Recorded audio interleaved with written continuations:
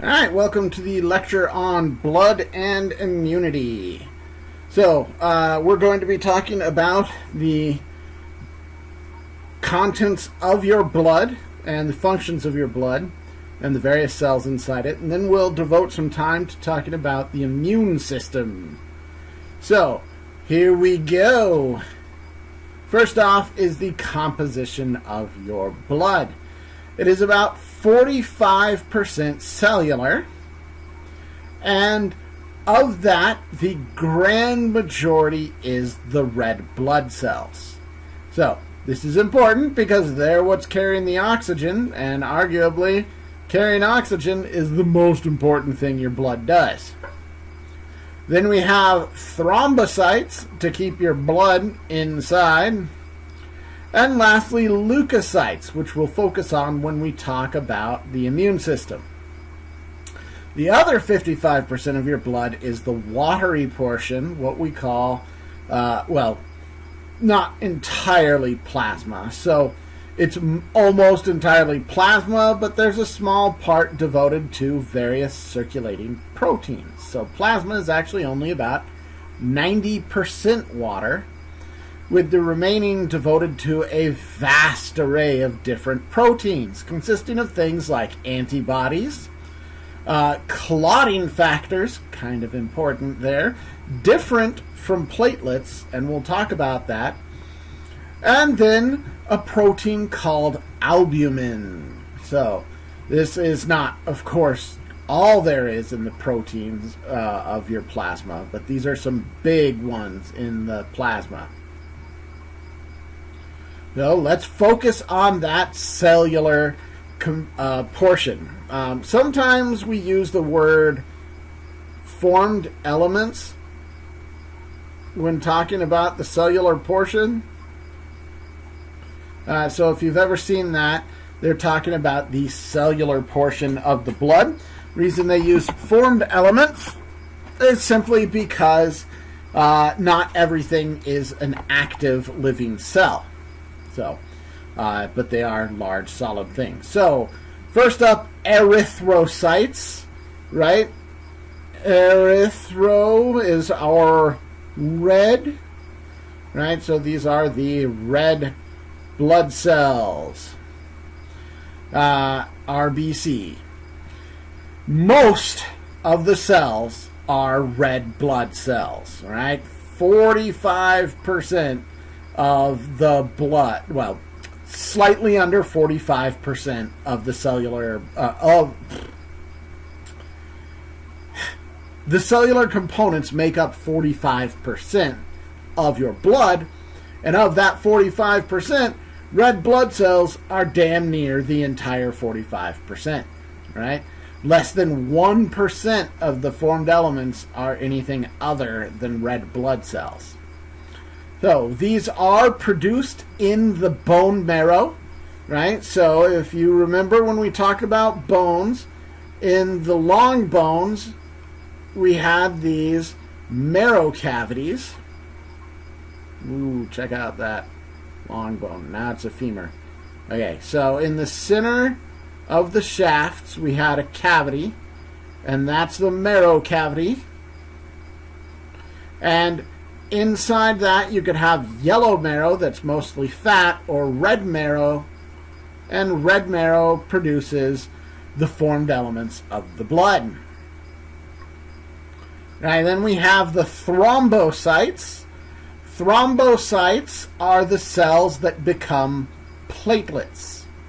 So, cyte is indicating cell. What's fascinating is that a thrombocyte is actually fractured into many cellular components. So you'll have your original thrombocyte, which is actually a cell, and then it's fractured into little chunks, and those chunks circulating are what we consider the platelets.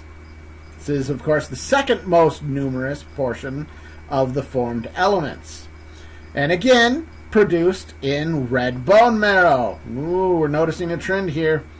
And finally, the leukocytes. These are the white blood cells, WBC for white blood cell, right? These are functioning in immunity.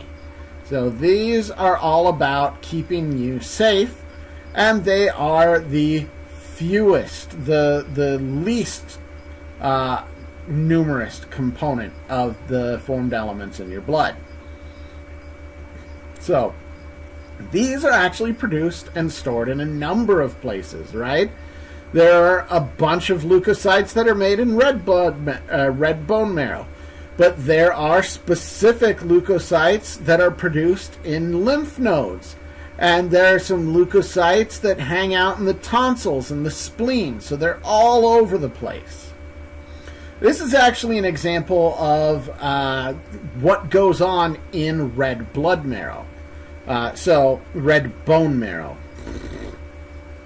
So, it starts off with a stem cell, an adult stem cell that can become multiple different types of cells. So, here's our adult stem cell, and it divides into two different types of daughter stem cells. Myeloid, which can become a number of different formed elements that circulate in the blood, and lymphatic, which are going to be the portions of the immune system that you think of when you say immune system. So these myeloid ones turn into a daughter cell that's capable of dividing and then producing a red blood cell down here. So its fully differentiated form is the red blood cell. Then over here we have the megakaryoblast, the megakaryocyte, and the megakaryocyte is what's shattered into little bitty pieces in order to get our platelets. Right? And then we have myeloblasts and monoblasts, and these end up producing a number of different cell types that basically make up, since you're non-majors, different white blood cells, right? In reality, it's basophils, eosinophils, neutrophils, monocytes, right? And like macrophages, and we pretty much just like ignore the specific names and different functions of these because hooray, non-majors. And we'll talk about the lymphatic stem cells making B and T cells much later in the lecture. So first off is the erythrocytes. These have a lifespan of several months in the body. They do break down over time, right? So the most important protein on the erythrocyte is hemoglobin. Hemoglobin. It's a quaternary protein, and inside hemoglobin we find heme groups, which are these little molecules, and a heme group is covered in iron. So, iron has a pretty positive charge, 2+ right there, and so it attracts O2, because remember, oxygen is sexy, and it tends to pick up negative, or it tends to have a sort of negative charge to it, because it's sexy to electrons. So you'll have electrons hanging out, the electrons are hanging out by the oxygen, and they're attracted to the positive iron, and they bind to the iron, and your hemoglobin carries millions of heme groups, right? And that oxygen binds to the iron, and when iron rusts, it turns red. Well, when iron binds to the oxygen, it turns red, right? So that's why your blood is red. It's bound to all sorts of oxygen. A pathology you can get when talking about our blood cells here is anemia. Now, most people, when they hear anemia, think iron deficiency, but anemia is actually a red blood cell deficiency, right? You don't have enough red blood cells circulating to give you oxygen. And the reason, so you're not getting enough oxygen, so you are, tired, fatigued, exhausted, you have low energy because you have low oxygen. You can't maintain elevated activity levels because you don't have enough oxygen to go around. You're tired, you're weak. The reason people associate anemia with iron is because of the iron that goes on these heme groups, right? So when you go to make a red blood cell, you need a bunch of heme and you need a bunch of iron. If you don't have enough iron in your diet, if you've got an iron deficiency, then you can't produce enough heme and you can't get enough red blood cells. So that's how iron deficiencies lead to anemia. But it's not like anemia is low red blood cell count, right? You can get anemia from a number of things. Like sickle cell anemia is anemia because you have deformed red blood cells that don't have as much space for carrying oxygen. On to the thrombocytes. So the platelets. Thromb in general is what we're going to use when referring to things like clots. The clotting cascade is the big function of the thrombocytes, and it's a pretty cool process that we'll talk about. So the clotting cascade starts with an injury, right? So you've got your blood cell and it's punctured, right? So now you have an injury. And there's sort of a cascade of things going on. The first step to limiting blood loss is a reflexive muscular constriction, right? Because remember, both arteries and veins have muscular layers. Veins have way less muscle, but they still have it. And so the outer layer of smooth muscle constricts. You get vasodilation. Whoa, hey, what are you doing there? So, there you go.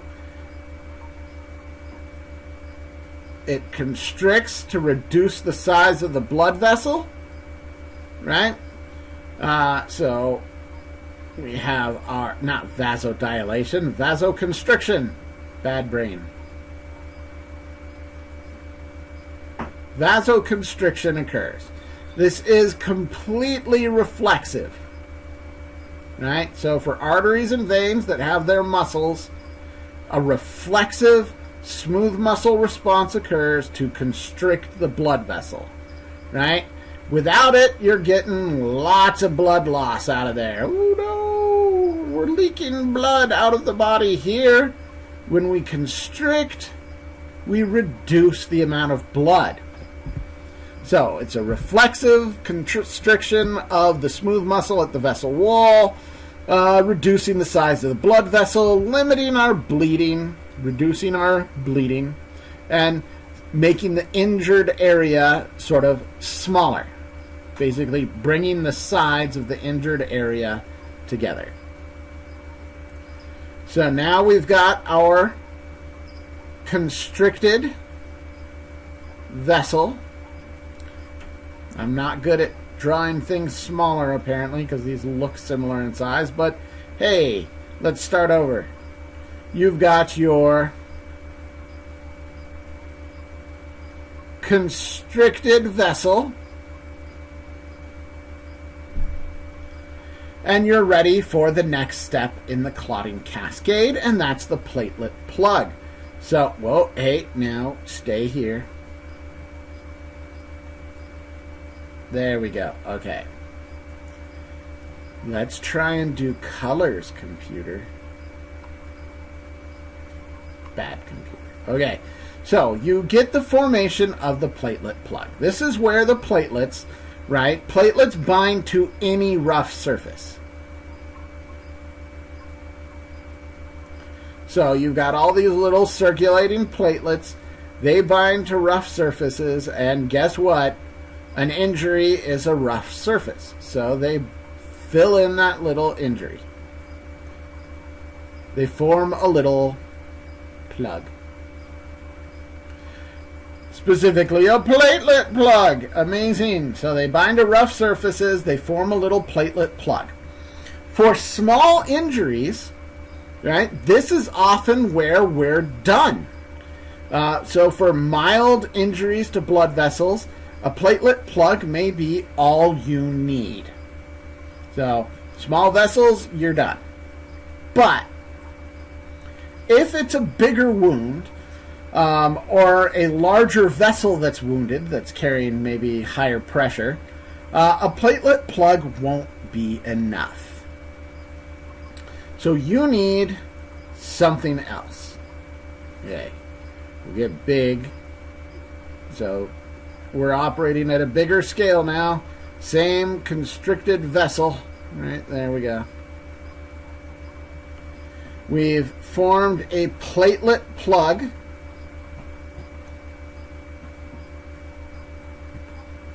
But it's just not enough, right? It's not going to be stable enough. It's not going to be strong enough. Maybe it's not even completely filling in the wound. So we need the big guns. And that's the formation of what we call an insoluble clot. So when you think of scab, you're not thinking of platelets. You're thinking of the insoluble fibrous clot. Well, that was too much text at once. All right, so the insoluble fibrous clot comes when we activate what's called clotting factors. There are a number of different steps involved in activating clotting factors in order to get things going. One of the interesting things is that you need vitamin K in order to activate your clotting factors. It's actually vital for activating stuff that can bind to calcium. I'm going into too much detail. It's important for activating the clotting factors. If you have a vitamin K deficiency, you'll actually have problems with bleeding. So, the clotting factors are activated, vitamin K playing its role, and eventually what we get is a protein called fibrin. Right? I have drawings of a bunch of little, falsely colored electron microscopy of fibrin. Right? It's these little filaments that tangle together. Right? And they tangle up and they pull together anything and everything. Red blood cells, platelets, white blood cells maybe, but they tangle it all up into this thick, fibrous mesh. Right? This is insoluble, which is, important because you don't want it dissolving in water. I like this image on the bottom right here because of all the cool stuff we have, right? Here's all this orange fibrin. And then in there, we also have some red blood cells. Wow, that is too dark of a color.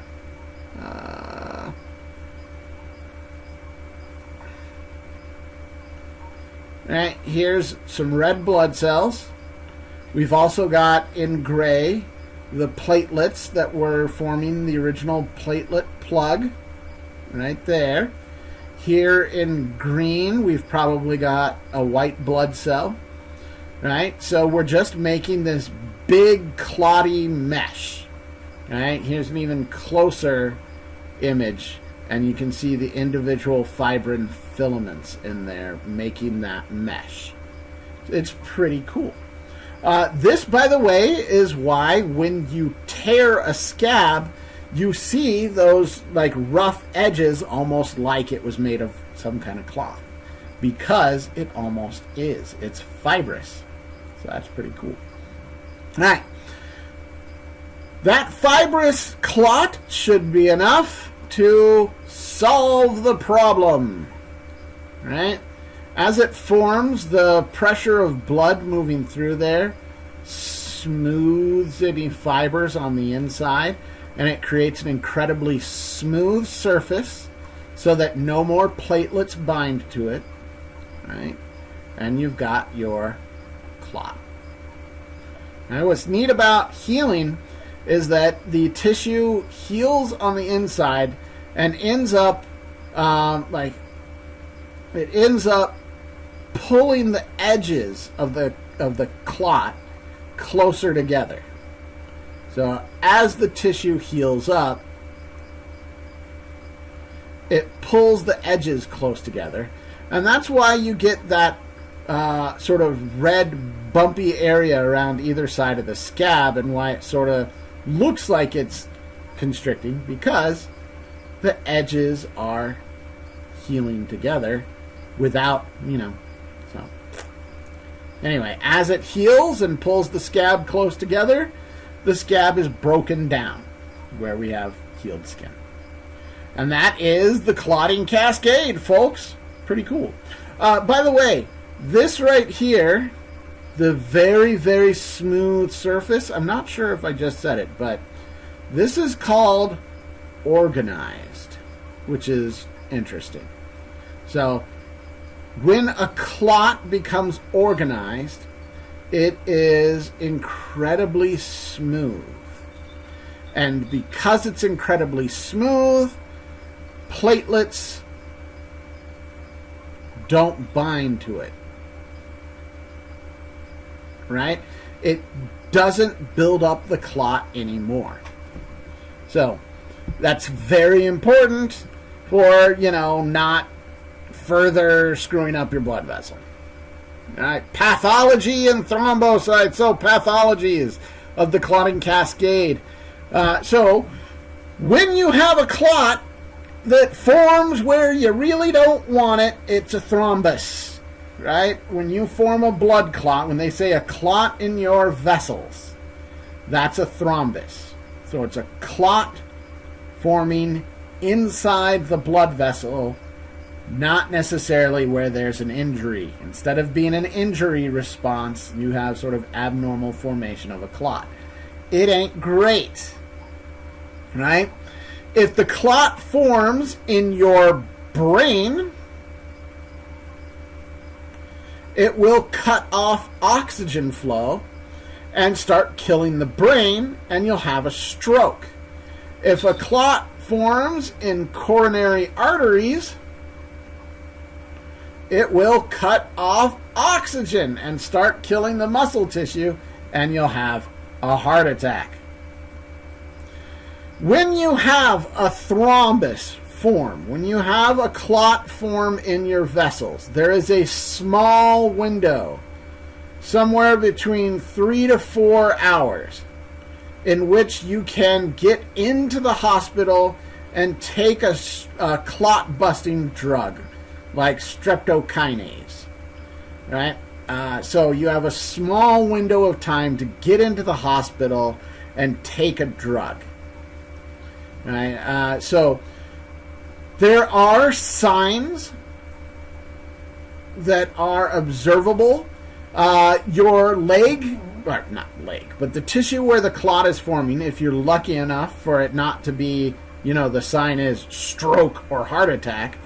If you've got a clot forming in like an artery in your leg or arm, it will become swollen, pink, which is interesting, and puffy. And it will be very tender. Right? Good news, these are symptoms that are pretty general, so now you can assume you have a blood clot every time any of these things happen. Then you can go on to WebMD and find out you have ovarian cancer. So, there you go. Anyway, some signs of a clot, external signs, are swollen, pink, puffy limbs that are very tender. All right, so if you're like my mom and you decide to tough it out for some dumb reason, you're going to end up with a clot that cannot be broken down by drugs. And you're going to be put on bed rest. Drove my mom nuts that she was on bed rest. Like, literally, stay still person bed rest. Like, You schedule your bathroom breaks. They give you a maximum speed you can move at. They give you a special toilet seat so that you're barely sitting down at all. And pretty much the only other thing you do besides go to the bathroom is lay in bed. My mom's clot was in her leg, from, I think it was up from the common iliac vein, through the femoral artery, through the popliteal artery, and through, I believe it was the external, or anterior tibial artery. It went basically from her crotch to her ankle. That was the length of her blood clot. And they put her in bed. They gave her a special machine to move her leg for her, because it was vital that her leg be moved slowly and gently and only in certain smooth ways. So she had to stick that leg in a machine that moved it for her. And then, schedule her bathroom breaks. It was a whole crazy thing. And she spent like a month on bed rest. But by the end of it, because she did everything her doctor told her, the entire clot running from her crotch and the common iliac veins, down the femoral, down the popliteal, down the tibial veins, arteries, the entire clot had become organized. Remember when I said organized, it means that it was an extremely smooth surface, basically the same as the blood vessel wall is normally. So now she leads a pretty normal life because she did everything she needed to get that clot organized. She takes a blood thinner, which means she can't have grapefruit anymore, because grapefruit actually has an enzyme in it that interferes with blood thinner. Kind of crazy. And she has to take special precautions when she flies due to the pressure change, but other than that, she's living a pretty normal life. So if you don't get in during that 3 to 4 hours to take a clot buster, you have to go through the long period of getting your clot organized. If you decide, screw it, man, YOLO, you might end up with an embolism. An embolism is where a piece of a thrombus breaks free. When people think blood clot, they often think of like a scab that's blocking off a portion of a blood vessel. But like I said with my mom, that's pretty typical. A blood clot is more like a fibrous clot that takes up an extremely long portion. This here is a section of vessel taken from someone who died of an embolism, and you can see the clot is running all the way through this vessel. Pretty crazy. So, if you're stupid and you decide to do very little, or if you're just very unlucky, you could end up with a portion of that clot breaking loose and you have an embolism. It's a dislodged portion of a thrombus. The embolism travels freely through your blood vessels and will at some point end up in a blood vessel small enough that it blocks it off, right? For instance, your capillaries. So you have your portion of your embolism, portion of your thrombus, your embolism, traveling freely, and then eventually it gets into a capillary and it's too large to travel through the capillary and it blocks it off. Or if you're really unlucky, it's too large to travel through like an arteriole and blocks off a significant amount of capillaries. Anyway, once it blocks it off, it starves the tissues fed by whatever vessel or capillary is blocked. And that's bad. It's especially bad if it hits some capillaries in the lungs, right? If it hits and lodges in some vessels in the lungs, you have a pulmonary embolism. A pulmonary embolism starts to kill lung tissue.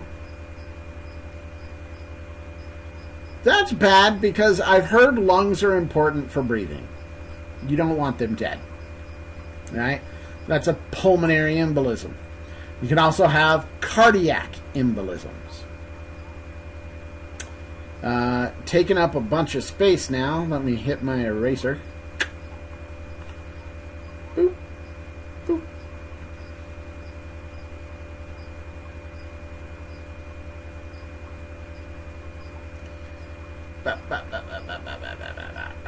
Okay, so another pathology that's important to talk about when we're talking about red blood cells is the recessive genetic disorder, hemophilia.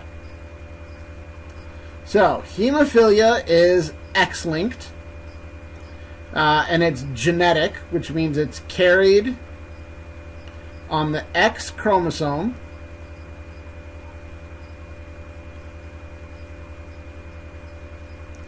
And basically what happens with hemophilia is that it screws up your ability to make clotting factors. This means any wound that can't be handled by a platelet plug can't be sealed.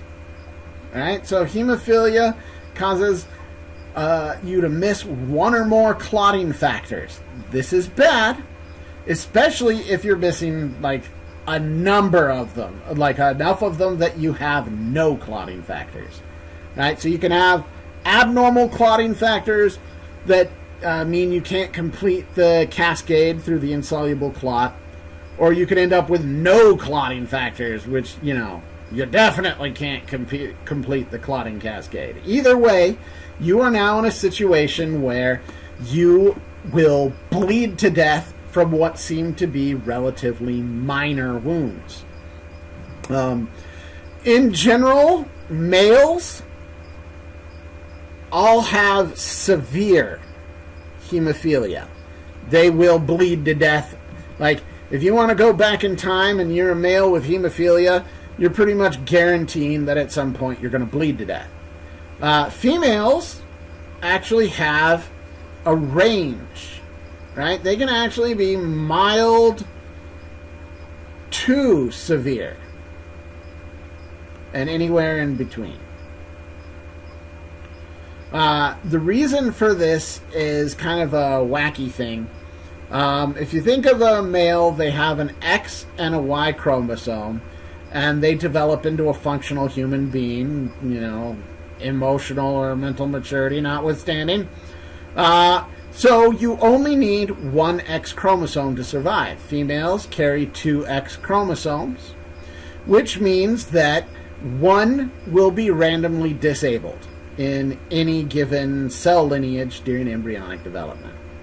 So if you have a female and she's heterozygous, carrying one gene for hemophilia and one that doesn't have hemophilia, right? Some of the cells that will make up her bone marrow may have shut off the normal gene, and you'll have bone marrow that's screwing up and not making the clotting factors correctly. And then some other bone marrow might have the dominant one. And that's, everything's going fine. Right? Females are kind of funky that way, because they just have one X chromosome deactivate itself. It literally like folds up into this chunky little ball and isn't used during embryonic development. So, kind of cool. Anyway, that's why females have mild to severe hemophilia. It's kind of like, are you heterozygous? If so, then how lucky were you during embryonic development? How much of the cells that would become your bone marrow deactivated the normal one versus the hemophilia X chromosome? right? Kind of cool. Good news, though, it's easily treatable in, I guess you'd want to say, first world countries, because all you need are regular plasma transfusions that contain clotting factors, right? The only thing you have going on is you're missing the clotting factors. So if you get a transfusion of blood plasma from someone who had normal clotting factors, now you got clotting factors, and everything can go off without a hitch. So, you just have to have regular blood transfusions, and you'll live a completely normal life and clot normally. Woo! Alright, leukocytes, affectionately called white blood cells.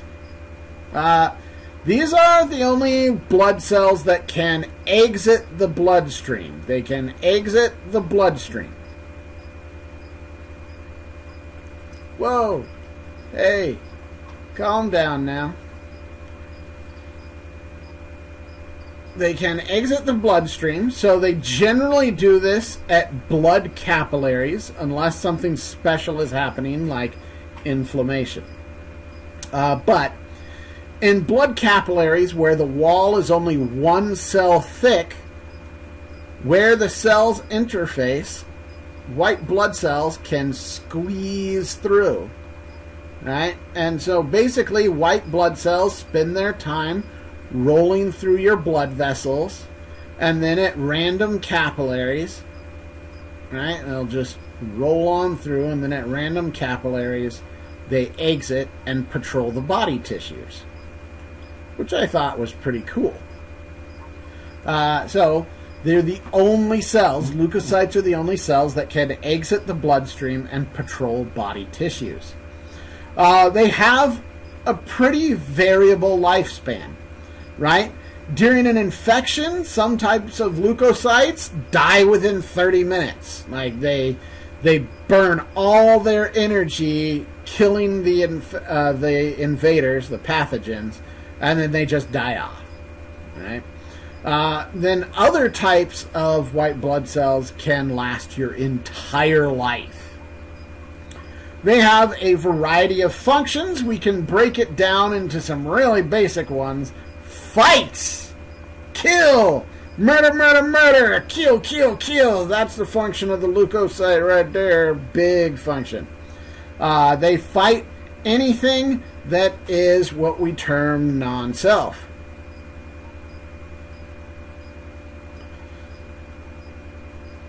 Right? And I'll go into that in detail in a moment. Another important function is to help antibodies do their thing and also attract antibodies, right? And they can also help each other. So they can help antibodies, and in that way, they're generally just going back to murder, murder, murder, kill, kill, kill. So antibodies will bind to cells, and then the leukocytes will have an easier time grabbing up those pathogens that the antibodies are bound to. And then they can help each other. Some are good at signaling each other, like to attract more leukocytes to a pathogen, to an infected area. They can attract leukocytes to the infection.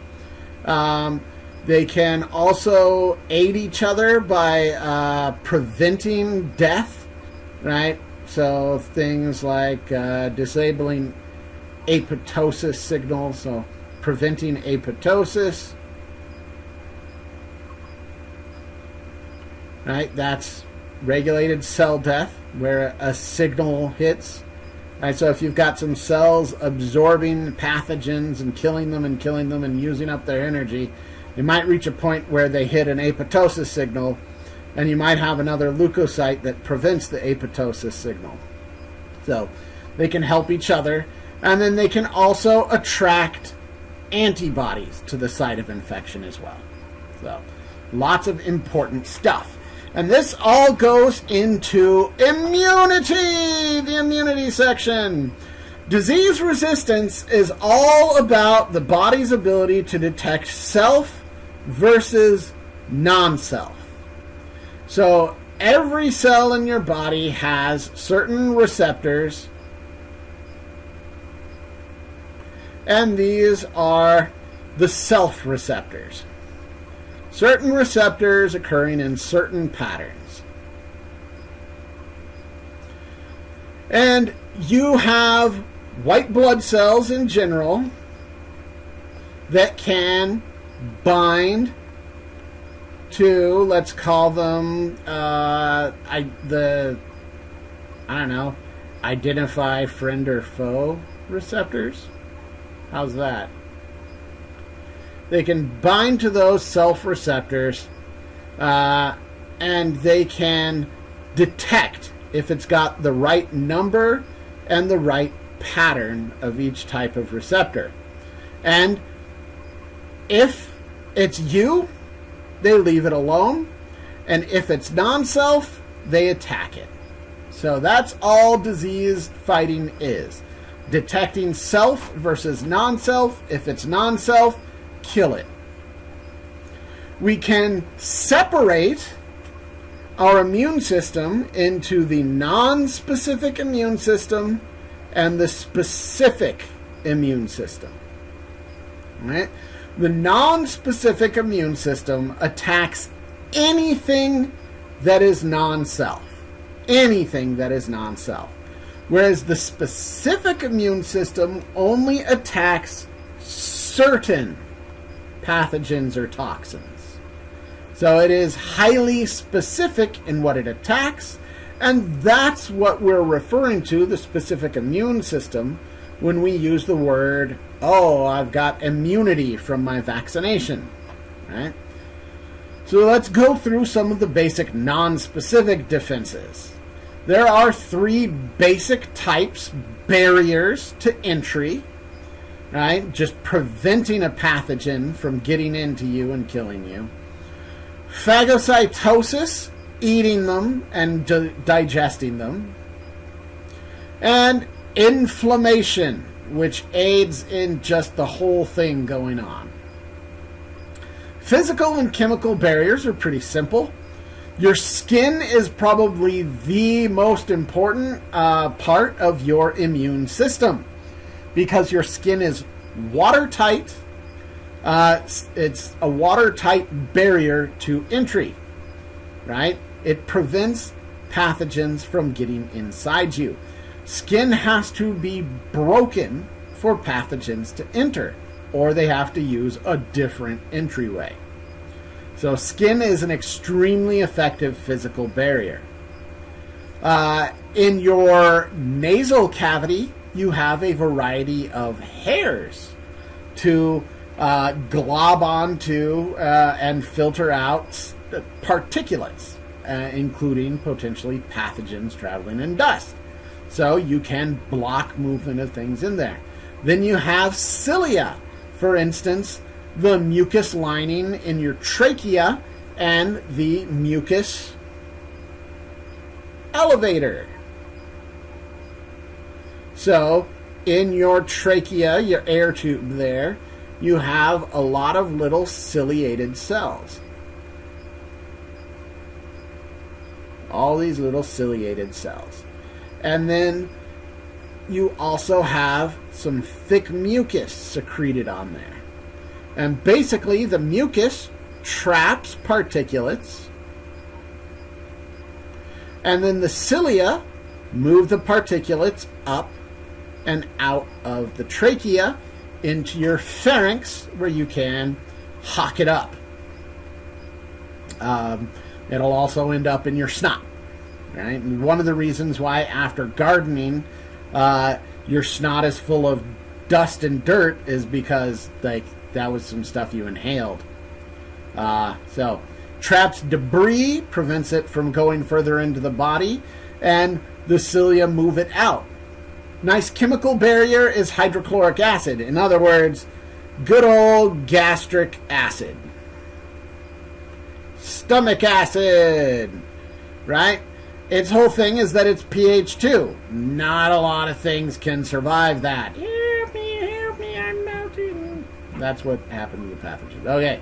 Then you have a variety of different antimicrobial enzymes all over the place in the body, right? They're produced in many different places. Some of them are secreted in your skin oils so that your skin has a mild antimicrobial effect. There's antimicrobial enzymes in your saliva. There's even antimicrobial enzymes in your tears. And there's even antimicrobial enzymes in your circulating blood plasma. Just all over the place, because why not have something that kills pathogens everywhere? It's not the same enzyme, just in case. All right, phagocytosis. Nom, nom, nom, nom, nom, nom, nom. That's what this one is. White blood cells absorb a pathogen into them, and then they fuse lysosomes, right? So phagocytosis is where they extend the cell membrane around something, right? There's my little microbe. And they absorb it into the white blood cell. And now it's in a little a food vacuole. And then the little acid-containing lysosomes, acid and digestive enzyme-containing lysosomes, bind up and release their digestive enzymes and acid, and murder, murder, murder, kill, kill, kill. All right, white blood cells eat and destroy damaged cells that may have been infected, and various microbes. These are some cool images. Right here is a simultaneous image in which they use some fluorescent proteins, some fluorescence, in order to view phagocytosis. So this here is actually the food vacuole that something has been phagocytized into. So here's the little organism being pulled in, and then bloop, there we can see the food vacuole, and then here all these little dots are lysosomes, and they're going to migrate. You can sort of see them migrating over and bind to it. There's one of them binding to it, and digest. Then over here was a falsely colored image in which they introduced something non-self to some macrophages, champion phagocytizing white blood cells. And the macrophages, under the microscope, just nom nom nom, which is a pretty cool image. You don't often get live cells in microscopy like this. So I dig that. Just a fun gift to watch, as you can see all the red non-self stuff get destroyed. And that's phagocytosis, a major defensive mechanism. A lot of pathogens are killed via phagocytosis alone. And again, they're not phagocytosing something specific, like a particular type of pathogen. It's anything non-self. So this is non-specific.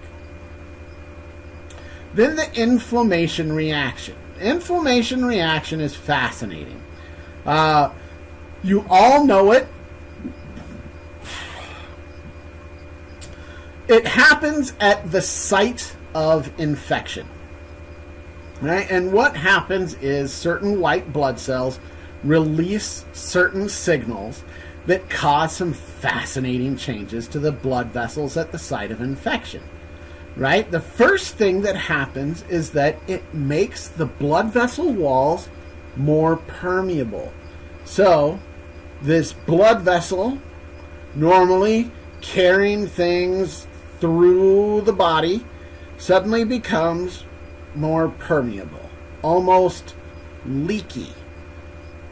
And what leaks out is blood plasma.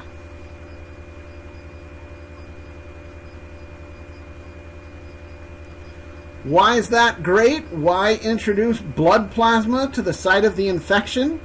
Well, there's a number of things in blood plasma, not the least of which is those antimicrobe enzymes.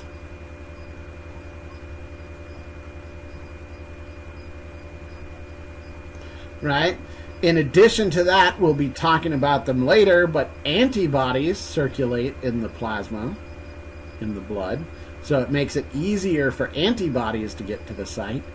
And it also makes it easier for other white blood cells to get through the blood vessel.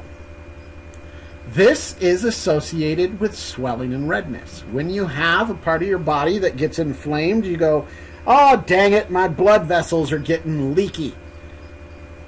I don't know. That's funny. Another thing that happens is the blood vessel dilates. This is extremely important. Not only are we making the blood vessel more permeable to allow plasma and stuff in it to get to the infection site more easily, we're also making the blood vessel wider, right? So we vasodilate.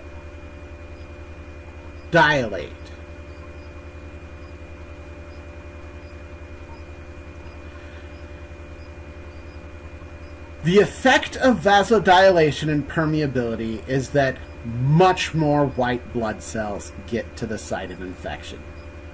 Right? That's the answer a question on the exam thing right there. The mechanism here is pretty cool. In blood vessels, right, normally white blood cells exit at capillaries.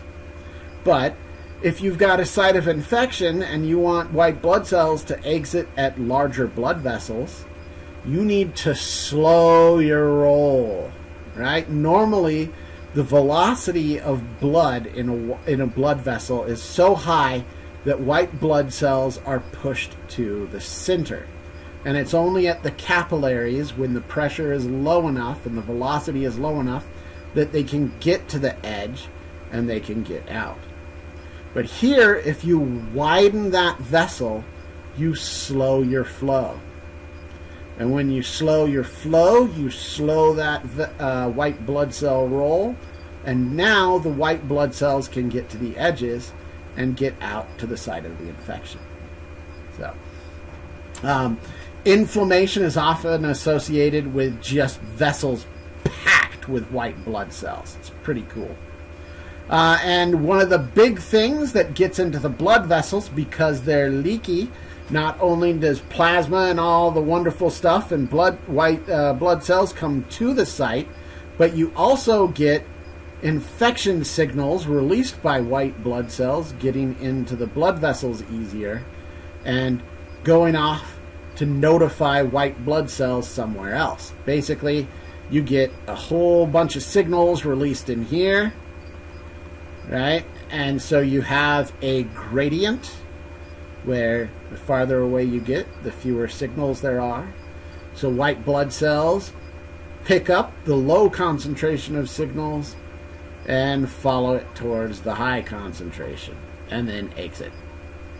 So you can send signals out from the inflammation site to attract more white blood cells. The whole idea is bring in the death squads. Well, that sounds weird to say. Bring in the white blood cells to kill the pathogens. More white blood cells. This brings us to the specific immune response. Right? So there are much fewer types of cells involved in the specific immune response. Everything so far is all about getting cells to the site of non-self. Anything non-self. Here we're going to be attacking specific pathogens.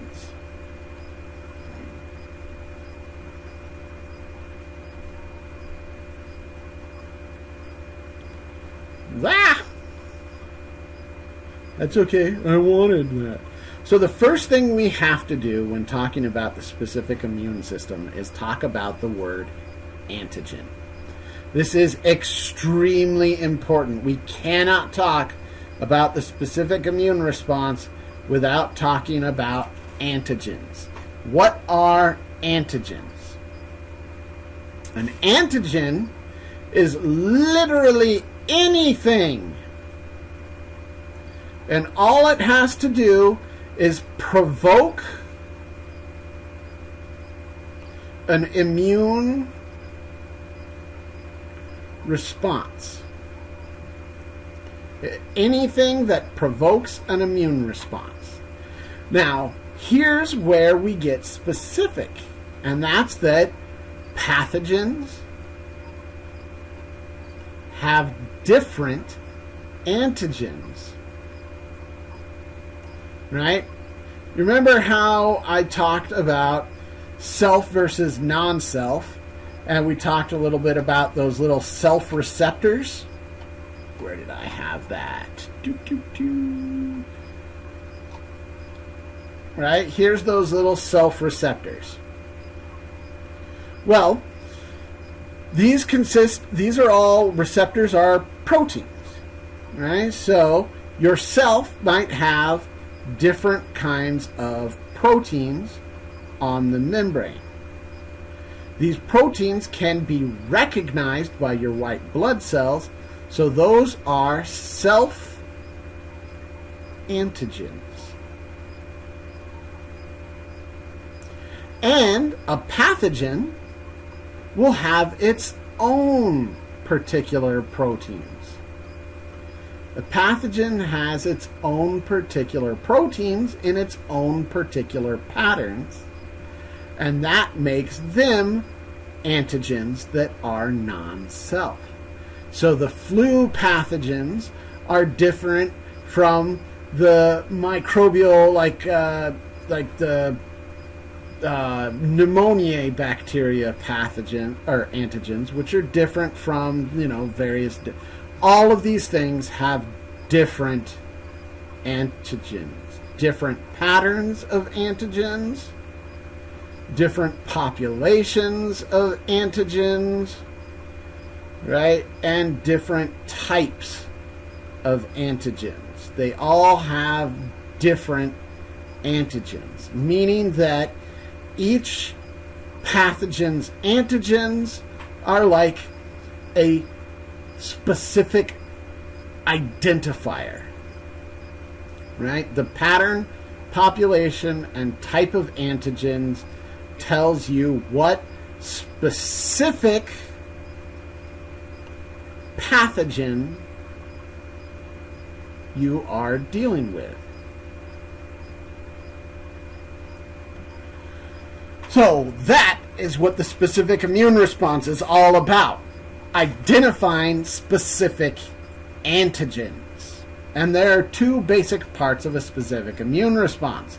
The part we call cell-mediated, amazingly enough, it involves cells. Ooh, never saw that one coming. What that means is that the cells are doing the responding. And then we have antibody-mediated, where amazingly enough, it's the antibodies that are doing the responding to the antigens. And let's just, so, immunity is the product of the specific immune response.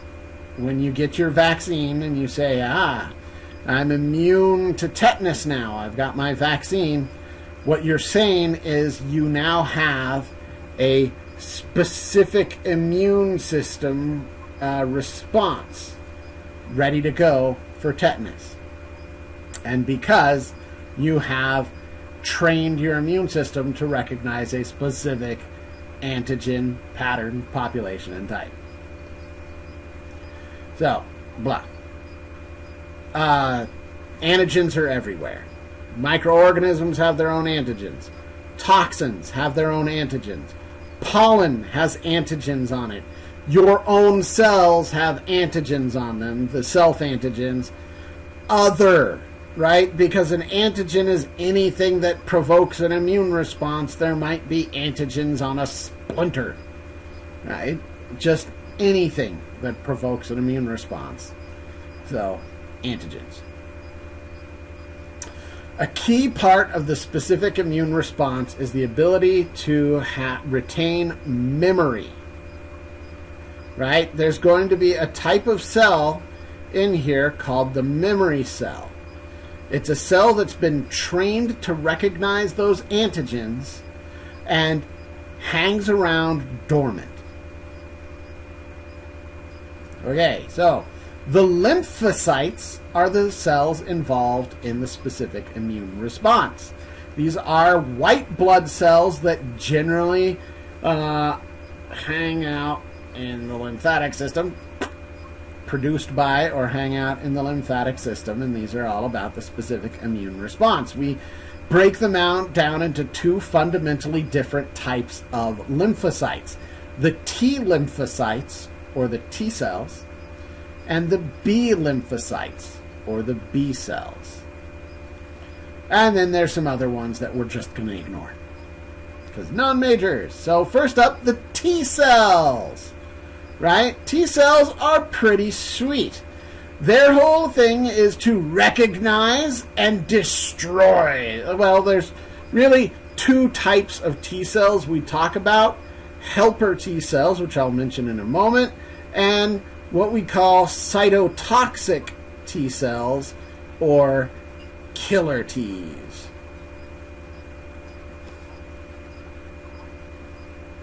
So, their whole job is to recognize what now?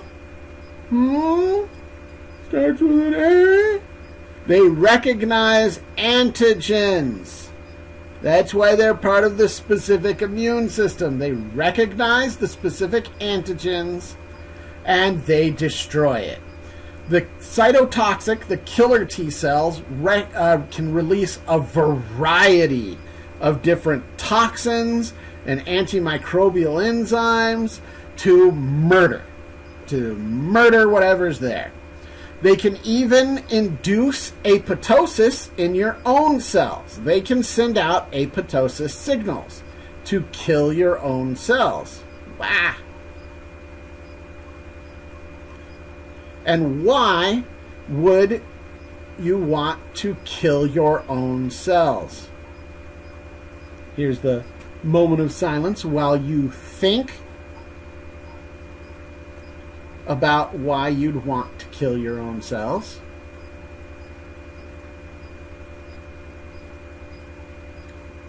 Okay, maybe you got it, maybe you don't, but the reason is because a lot of pathogens invade and get inside your own cells.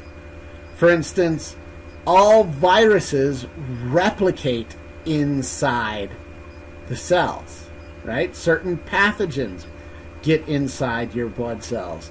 The malaria pathogen replicates inside your blood cells. And when they get inside, they can end up leaving little markers, antigens, on the cell membrane. And thus, the killer T comes along and says, well, you're infected, kill yourself. And that can nuke that particularly infected cell before it becomes a factory that releases tens to thousands more pathogens into your bloodstream.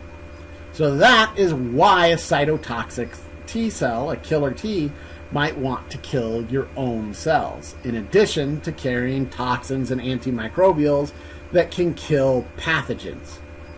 So killer Ts are pretty sweet. They also carry something called TNF-alpha, tumor necrosis factor. So your T cells, your killer Ts, are also responsible for fighting cancer.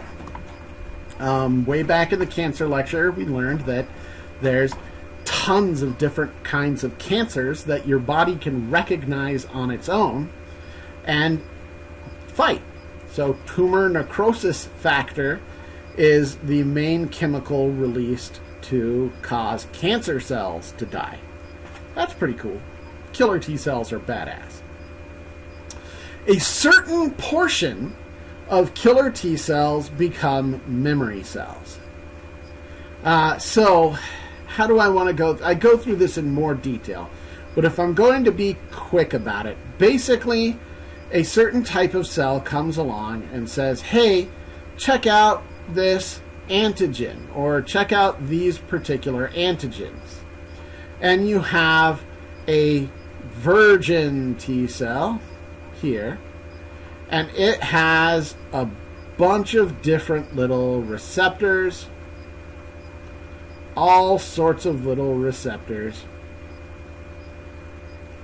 and maybe one of those receptors is shaped right to attach to that antigen. So if that cell saying check out this antigen brings it over, and that virgin cell has the right receptor, it binds and then clears out all the other ones and basically trains itself to that receptor.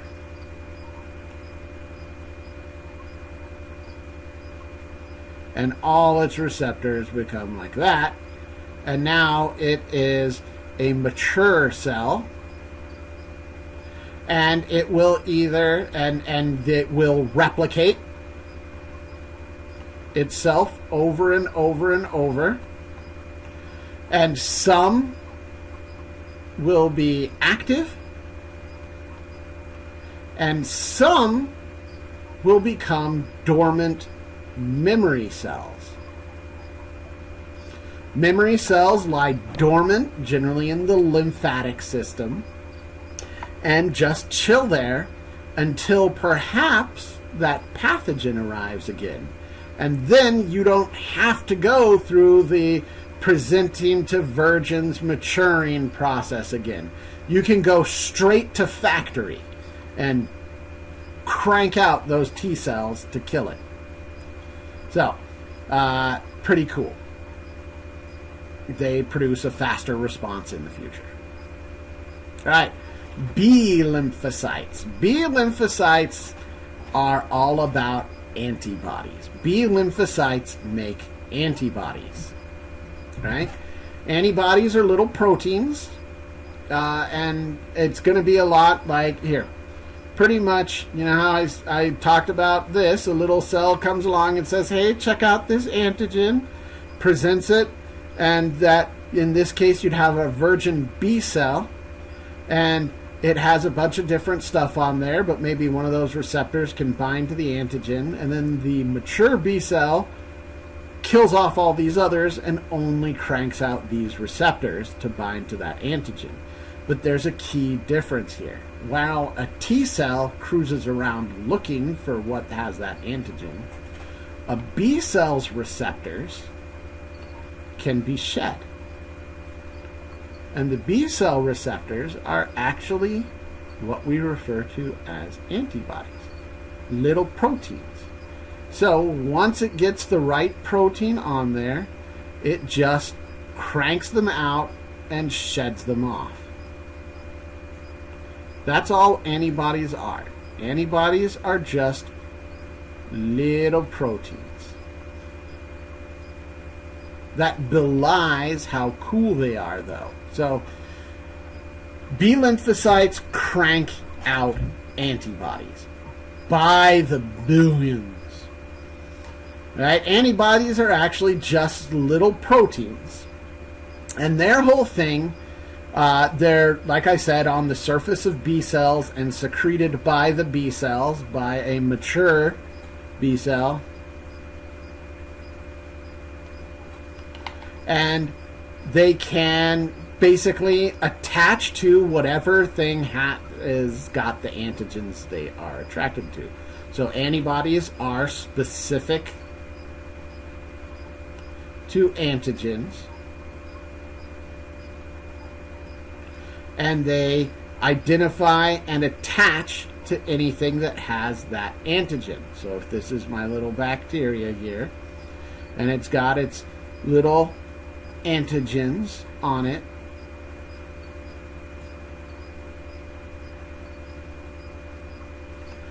I might have my antibodies that can attach to that antigen.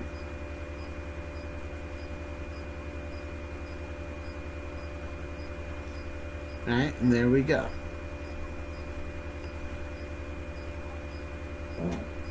They attach to it. And a number of neat things can happen.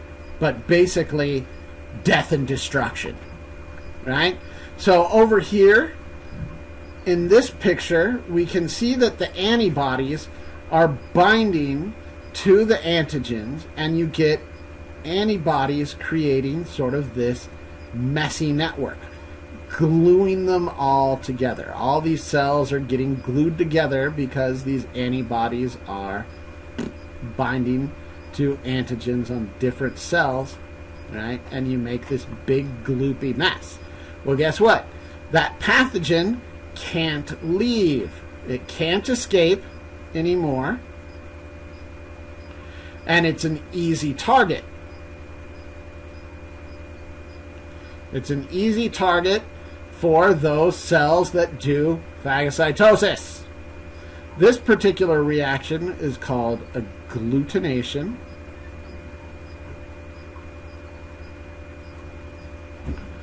Over here we have a super cool one. It's a multi-step process. It's called complement. This one is definitely one you don't need to know for an exam, but it's badass. So you start with some antibodies binding, and then some proteins called complement complexes bind, creating different types.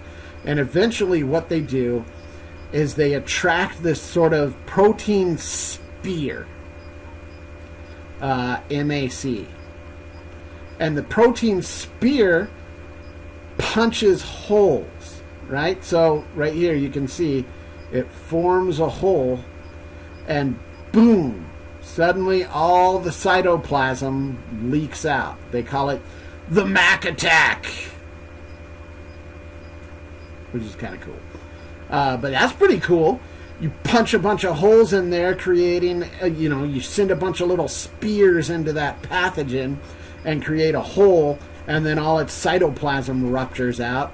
Man, lots of different ways for an antibody to cause or promote death and destruction. These are just two cool ways, but there's a lot of different things antibodies can do. And again, some of these mature B cells become memory cells, so that in the future, if that antigen ever shows up, you can just take that memory cell, activate it, it replicates, and you have antibody factories immediately. So memory B cells can last up to your lifespan. Sort of depends on what these sort of depends on the antigen, right? Some memory B cells are good for your lifespan, but for instance, the tetanus, diphtheria, and pertussis vaccine you get every 5 years,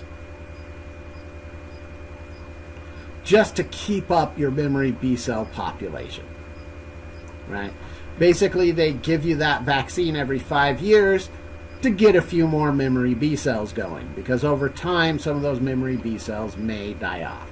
And it depends, for some reason, pathogen to pathogen, how long the memory B cells last. So some memory B cells can stay with you for your entire lifespan, some degrade over time, and it's just at different rates. So those memory cells allow you to detect and respond almost immediately.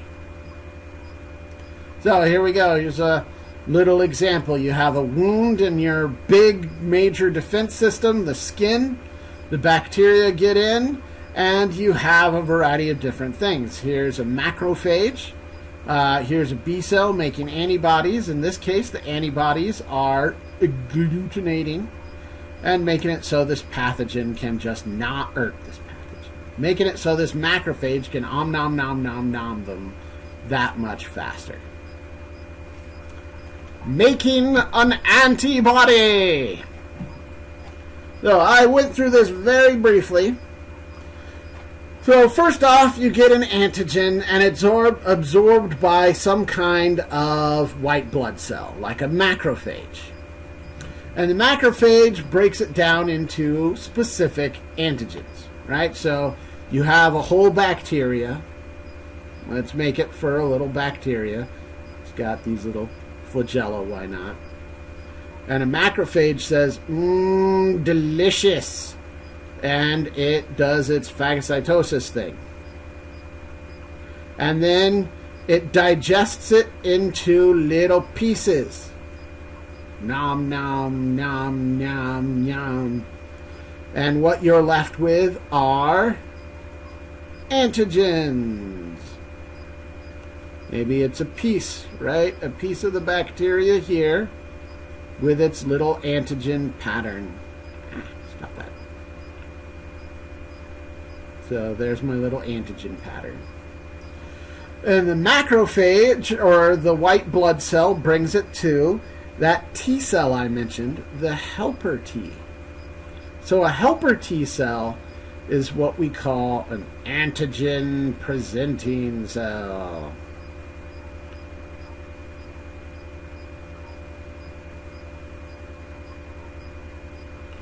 The helper T says, hey, check out this antigen, and holds it out and sort of does the whole square peg into a round hole, square peg into a triangle hole, oh, square peg into a square hole thing with different B cells. The T helper cell, right, presents the antigens to B cells, and you end up with a B cell whose receptors are right, and that B cell matures and becomes specific to that antigen. So that mature B cell now cranks out antibodies. Not bad. Some of them become memories, and now you've got immunity. And you may fight that off in the future without even knowing you were exposed to it.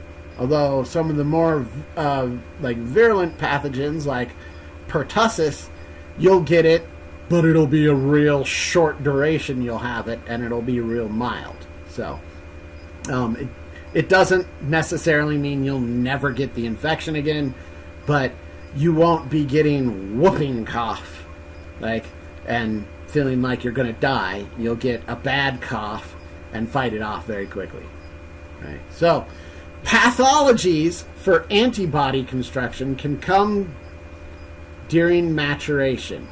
Right? Maturation is when the B cell gets specific to antigens. Well, you remember how I said you have self-antigens?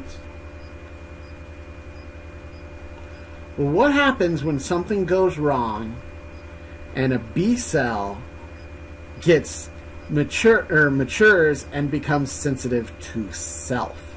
In other words, a B cell starts making antibodies to attack self. Right? That is when you have a type of autoimmune disorder. In this case, it's an autoimmune disorder in which antibodies are attacking your own cells.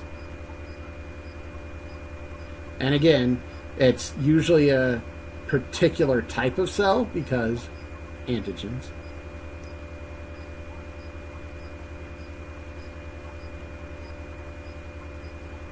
So that's one way to have one. You could also have an autoimmune disorder in which it's your T killers. Stop it. So it's also, you could also have one in which your killer Ts attack yourself. And again, it's usually specific types of cells. For instance, way back in the bones and joints lecture, we talked about rheumatoid arthritis.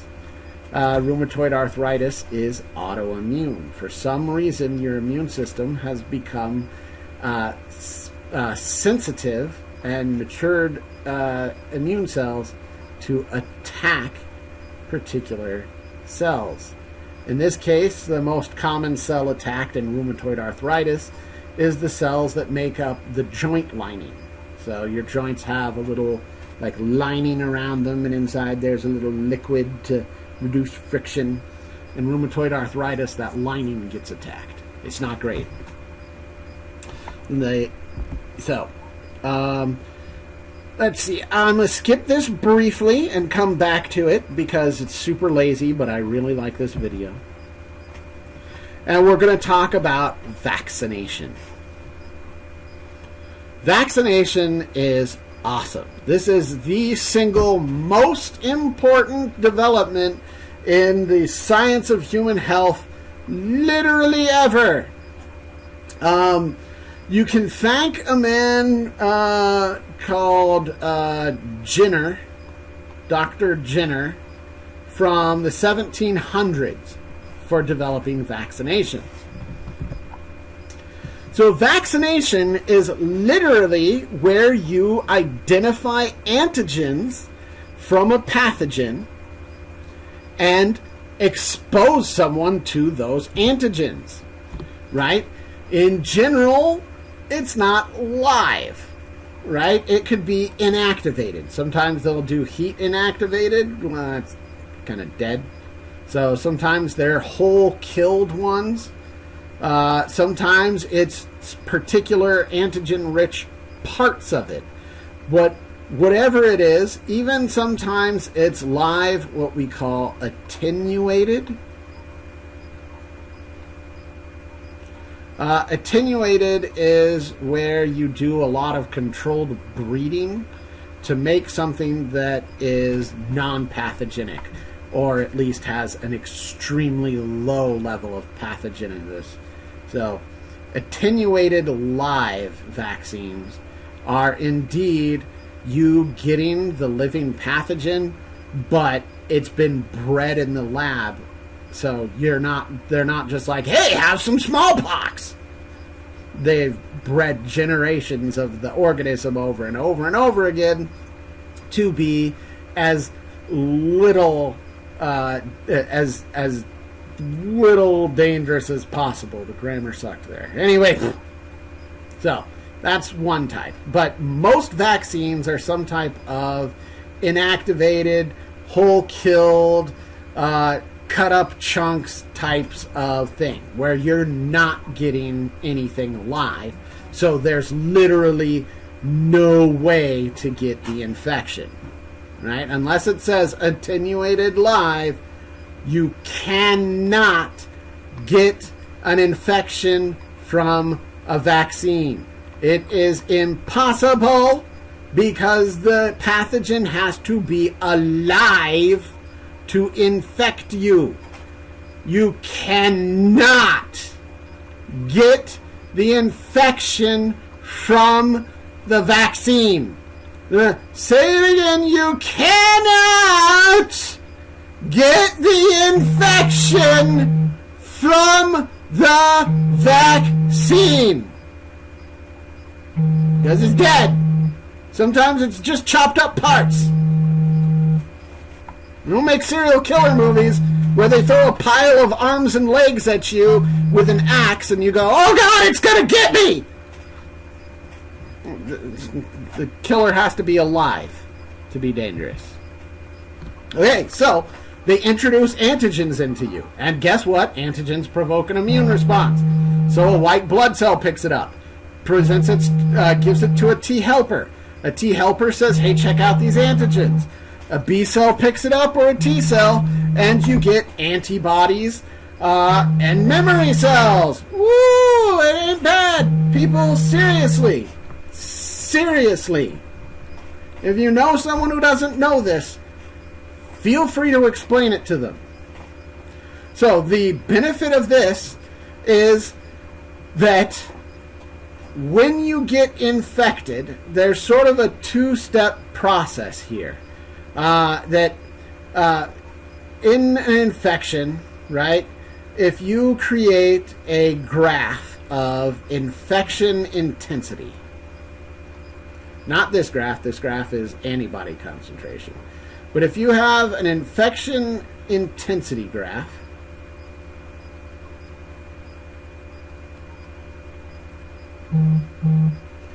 and you have time, when you don't have antibodies, basically it takes time. Right? The bacteria get to build up while you're fighting it, and it gets more and more intense until you get that antibody, until the specific response hits, and then boom, it drops as you fight it. Right? Well, that is how it goes when you have never been exposed to those antigens before. But when you're exposed to those antigens, right, instead what happens is, instead of the time it takes for the white blood cells to fight it, for inflammation to draw in the other white blood cells, for a T cell to arrive, to give the helper T its thing, to have the helper T bring it to the lymph node, to have the B cell or T cell pick up the antigens in there, then turn into something mature, then crank out the antibodies and drop that infection down. Instead, what happens on a second exposure, if we look at the antibody concentration in the blood, right? Here's your first exposure where you get a small spike in antibodies and then you get to fight it off. The second exposure, well, gosh darn, those memory cells are active. And kaboom! Your antibody concentration rockets right away. Right? That's why vaccinations are important. That's why when you have the measles vaccine, you don't get the measles. Because the measles gets killed by all those antibodies before you ever show a symptom. Right? So, like, literally, the anti-vaccine people, man, they're like, it's better to get the measles. It's natural immunity. Like, guess what? The vaccine is hunks of measles, you moron. It's literally chunks of measles. You're getting measles that can't hurt you. Same thing. Oh, God. I might be sensitive by this. Anyway, you now have immunity, and you can fight those infections so much better. Smallpox is cool. So I mentioned Dr. Jenner, right, in the 1700s. Dr. Jenner was responsible for creating the very first vaccine, and that vaccine was against the smallpox virus. And this is a pretty cool story here, right? So, the smallpox virus was pretty much everywhere. Anywhere you had humans, from the dawn of humanity, basically. Anywhere you had a bunch of humans, you had a bunch of smallpox, right? It was everywhere. Virtually nobody was untouched by smallpox. And it left scars, right? It creates boils and then big unsightly scars. It kills some people, but a lot of people didn't die, but they were scarred. So those smallpox scars were virtually ever present in humanity in the past. Right? Another reason why, if someone says, "Oh, if you ever want to time travel somewhere, where would it be?" I'm like, a week before the last lottery. Because ancient Rome is going to be full of diseased people. Like King Henry VIII had a gigantic abscess, and he was the king. Right? So, anyway. What happened with good old Dr. Jenner is that he noticed that people involved in milking cows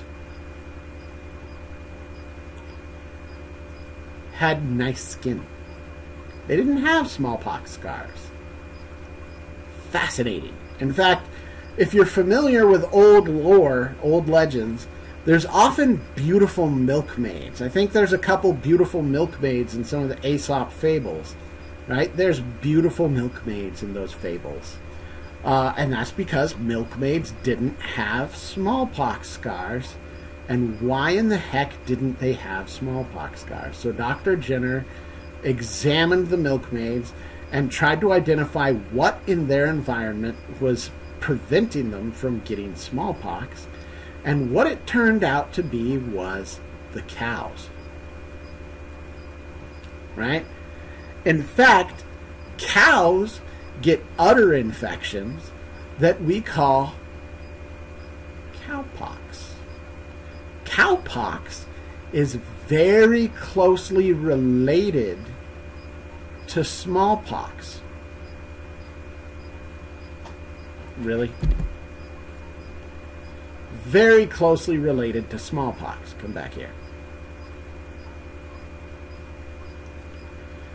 Oh my God, I hate this pin. You have bad buttons, pin.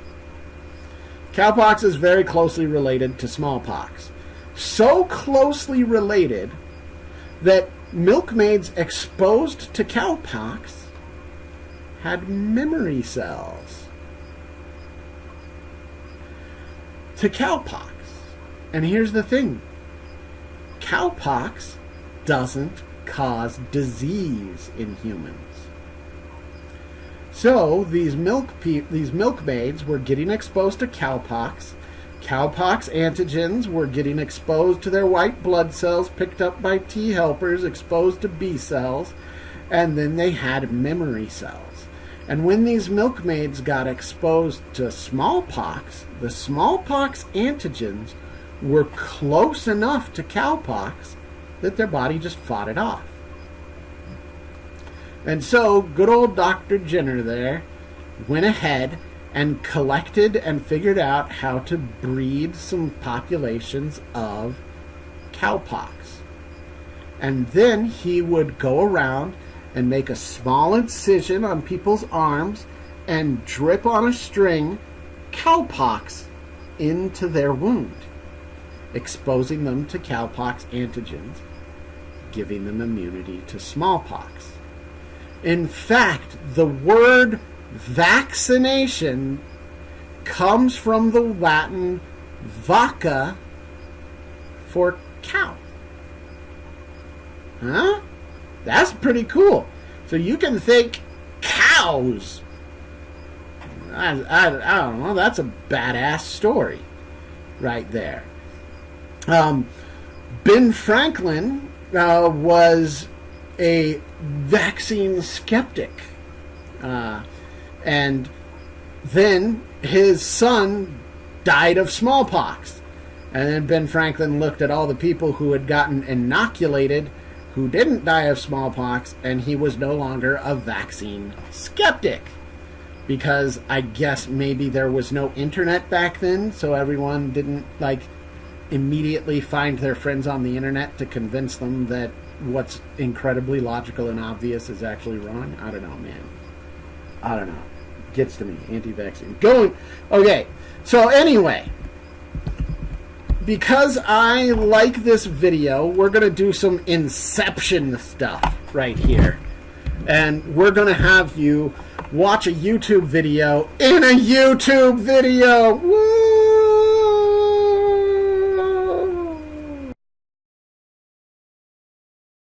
Every second of your life, you are under attack. Billions of bacteria, viruses, and fungi are trying to make you their home. Still, our bodies have developed a super complex little army with guards, soldiers, intelligence, weapons factories, and communicators to protect you from, dying. For this video, let's assume the immune system has 12 different jobs. For example, kill enemies, communicate, etc. And it has 21 different cells and 2 protein forces. These cells have up to 4 different jobs. Let's assign them. Here are the interactions. Now, let's make this understandable. First of all, let's add colors to the jobs. Now, let's illustrate the cells. The central color represents the main job of the cell, while the surrounding ones represent secondary duties. Now the immune system looks like this. Now the interactions. Isn't this complexity just awesome? For this video, we will only talk about these cells and ignore the rest. So what happens in the case of an infection?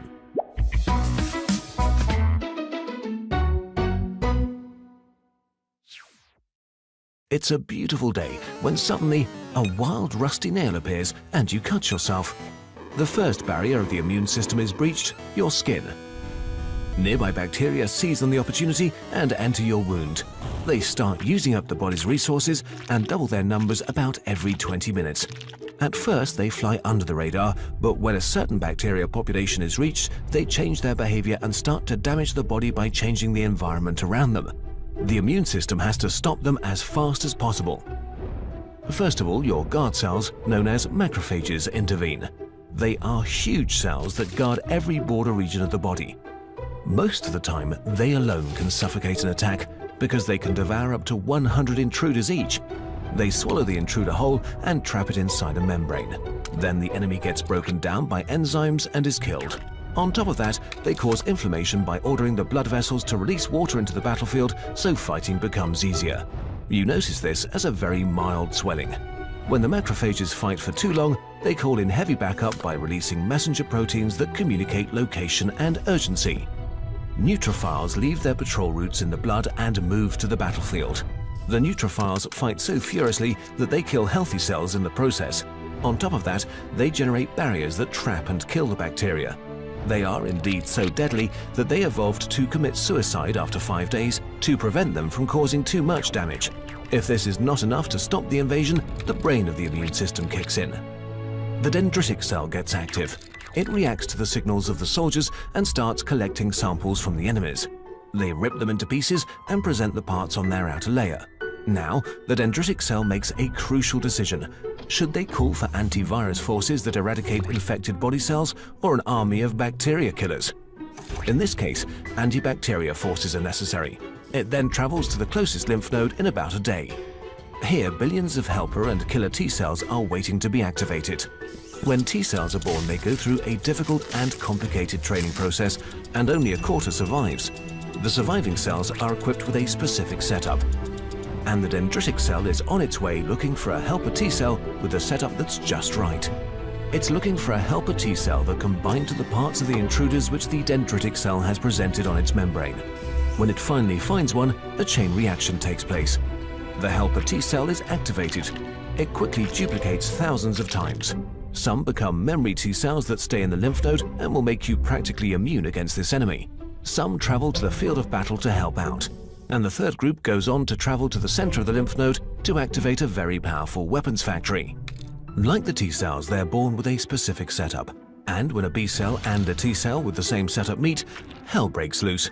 The B cell duplicates rapidly and starts producing millions of little weapons. They work so hard that they would literally die from exhaustion very fast. Here, helper T cells play another important role. They stimulate the hard-working factories and tell them, "Don't die yet, we still need you. Keep going." This also ensures that the factories die if the infection is over, so the body doesn't waste energy or hurt itself. But what is produced by the B cells? You've heard of them, of course, antibodies. Little proteins that are engineered to bind to the surface of the specific intruder. There are even different kinds of antibodies that have slightly different jobs. The helper T cells tell the plasma cells which type is needed the most in this particular invasion.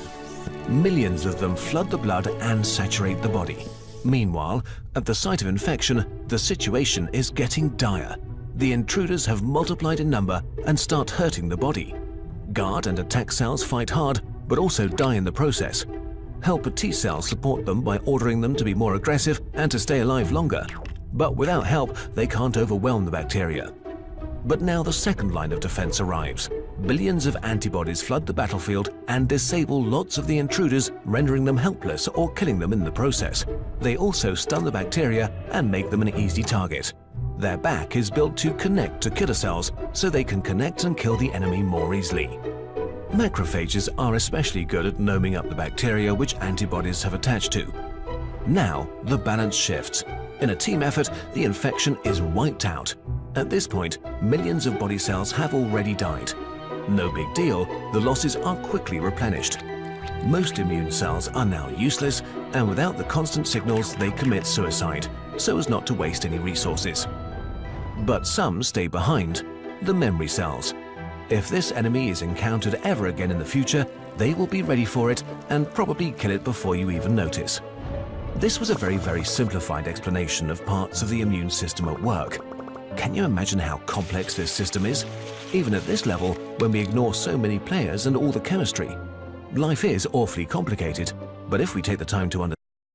So that was pretty cool. They actually talk about a variety of different white blood cells that are all part of the non-specific immune system. So when they talked about macrophages, those were white blood cells.